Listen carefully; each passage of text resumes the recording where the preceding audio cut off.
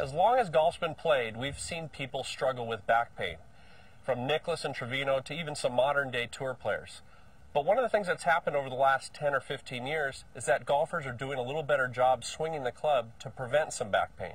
So what's happened in the technique? Well, it's been a change from a use of the legs to a use of the body. What do I mean by that? Well, in the old swing, what we saw was a lot of lateral motion on the downswing with the legs. That would keep the upper body behind the ball for quite a while, and the arms would reach up to the sky in the finish.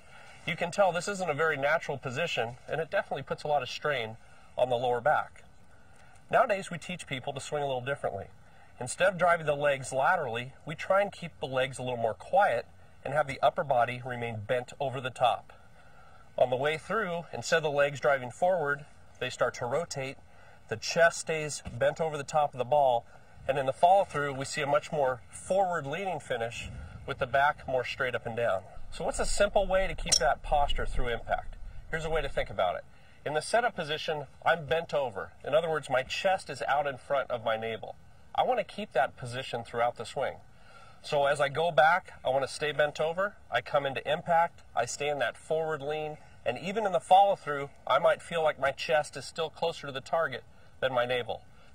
This really helps prevent lower back pain. It prolongs your career, and it keeps you from having to pop 3 or 4 Advil after every round.